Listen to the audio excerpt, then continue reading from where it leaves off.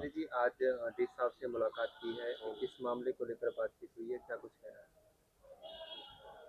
आज deputy commissioner से ADC, SDM और सभी अधिकारियों से हमने एक बैठक रखी थी और कई मुद्दे थे। सबसे बड़ा मुद्दा था कि फसल खराबे का जो 2022 खरीफ का जो मुआवजा है वो अब तक बटा नहीं है।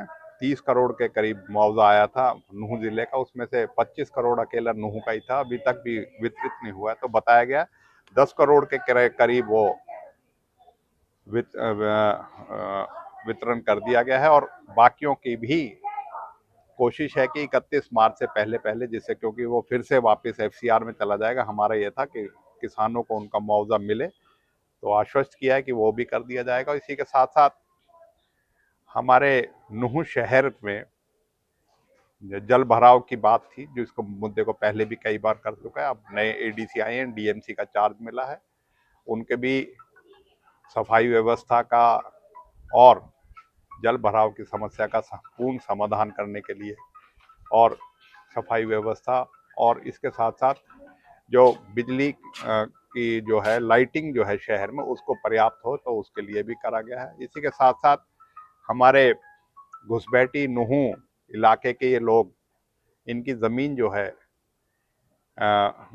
डेडिकेटेड फ्रेट कॉरिडोर में एक्वायर कर रही है, तो उसके उनके इश्यूज थे कि बहुत दिनों से इनकी ज़मीन को वो विकसित करने के लिए इस्तेमाल कर रही है और बहुत दिनों से उसका मुआवजा जो है वो उसी के अनुरूप दिया जाए, उसमें किराया भी दिया जाए, तो उसकी बात भी यहाँ डिप्टी कमिश्नर से रखी थी। इसके साथ साथ हमने नूह में जिले में सरसों की खरीद हो, क्योंकि अधिकतर खरीद सरसों की किसानों ने अपनी मजबूरी में सस्ते भावों में बेच दी है, लेकिन अभी तक सरकार की सरसों की खरीद शुरू नहीं हुई है, उसके बारे में भी कहा। और इसके साथ साथ जो चिलावली में एक स्कूल निर्मित हुआ पड़ा है और उसको अब तक शुरू नहीं किया गया, बावजूद कि वो 4 साल से बिल्डिंग तैयार है, उसके बारे में बातचीत करी गई है। और हम समझते हैं कि हमारा काम प्रशासन के सामने जो भी चीजें हैं उसका करना है।